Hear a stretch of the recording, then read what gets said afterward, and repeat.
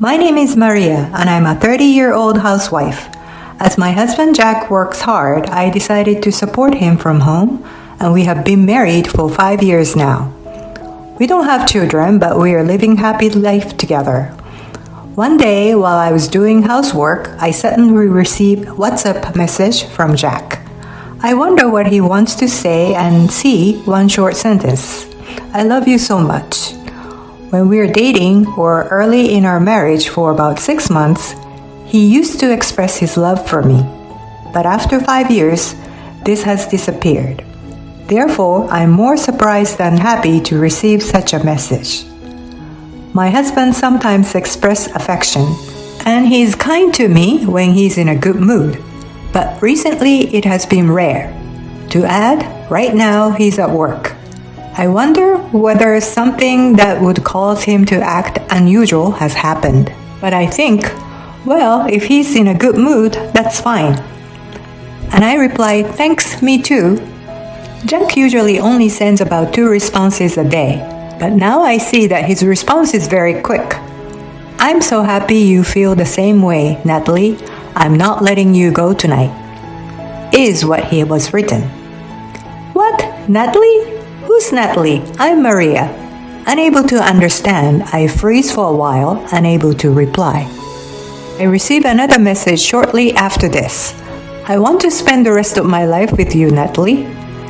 It's a miracle that you're in my life. My wife doesn't even work and she stays at home as if it's her right. I should never have gotten married. You're the one who comforts me and you're such a hard worker. You're nothing like my wife.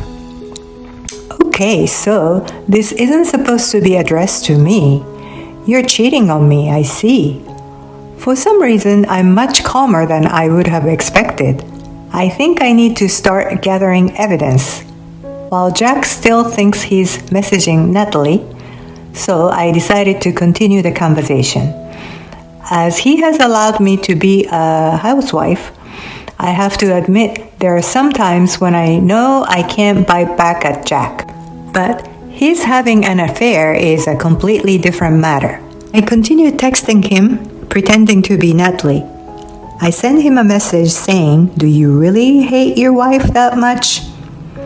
And he replies, yeah, I do. I've never loved her even once. Then why did you get married? It didn't have to be her, right? For the money. She's crazy rich. Is she? Yup. Well, her family is. That's why I'm nurturing her as an obedient housewife. And when her parents are gone, I'm going to inherit so much and leave her. I am in shock. He was nurturing me to be obedient? True. His recent attitude toward me was terrible, and I could tell that it had changed after we got married. I realized that there was no love there at all, and I'm finally starting to feel angry. I originally loved my job and always worked hard. However, Jack asked me to quit when we got married. So I left the company and became a housewife. Even so, he's saying that I'm staying at home as if it's my right. I never asked for this. I need to do something with this anger. So I decided to talk to a private detective to gather evidence. I changed my WhatsApp username to Natalie and sent him another message. But once you have money, will you be able to divorce her? Jack must be so delighted to receive messages from Natalie. He responds straight away. Of course I will. I'm gonna say she used all my money doing nothing at home. And the inheritance will be compensation. With all that money, I'm going to marry you. Kiss, kiss, kiss. I'm disgusted at the kisses, but I replied, do you really think it'll all work out that well? No problem, she doesn't know that I'm cheating. And all she will be able to do is apologize to me. So, do you have the divorce paper ready or something? I actually already signed everything. There was a time when she wasn't doing housework properly, so I signed the papers, saying I would submit them if the same thing happened again.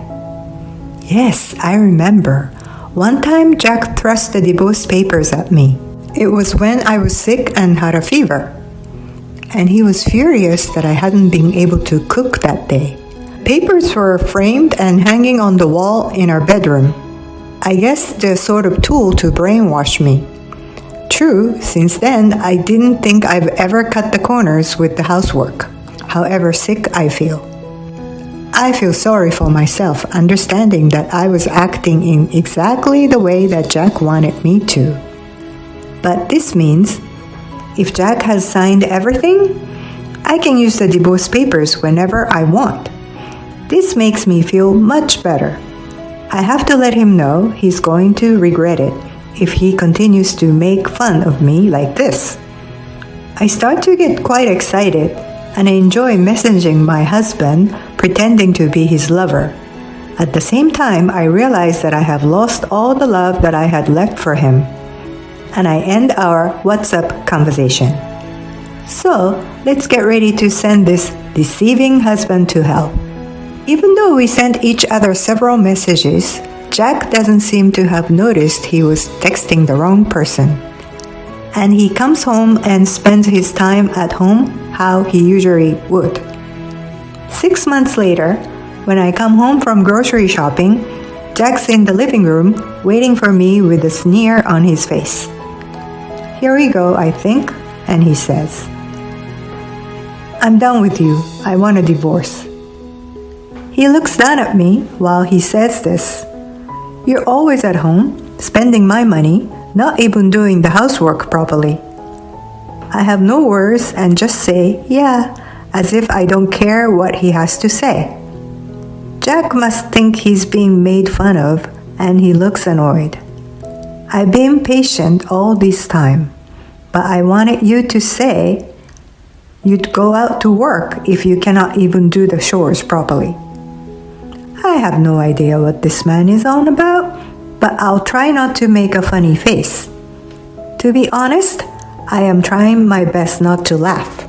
Jack continues, "It's mentally tough for me to be married with you.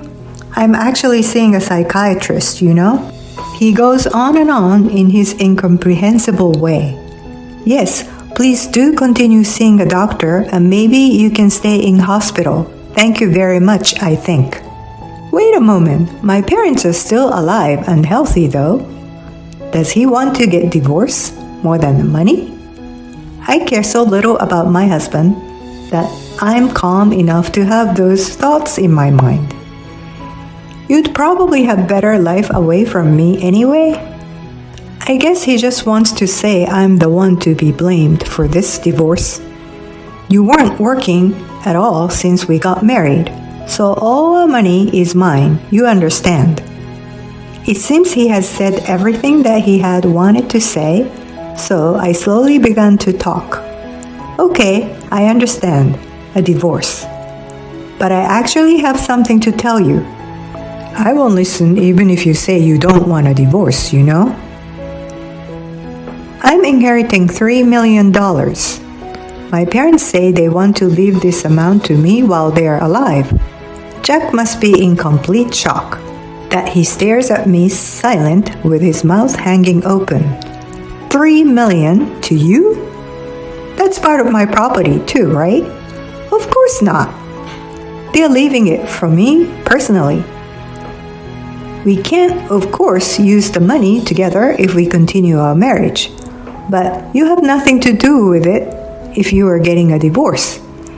Such a shame, isn't it? Then Jack replies with, "Okay, no divorce then." To be honest, I just mentioned divorce to make sure you understood the stakes. He must be crazy. It's so obvious that he only cares about the money. If he's going to change his attitude the moment that I mention $3 million, he's just so stupid. "Oh, did you? Thanks so much." "No problem. But I'm afraid we're already divorced," I say. And Jack is so shocked that he says, "Huh?" in a funny voice. I never knew he could make such a noise. It's the first time I'm hearing sound even after 5 years of marriage. I've already submitted the divorce papers. The ones that you kept in the bedroom, I signed them and everything.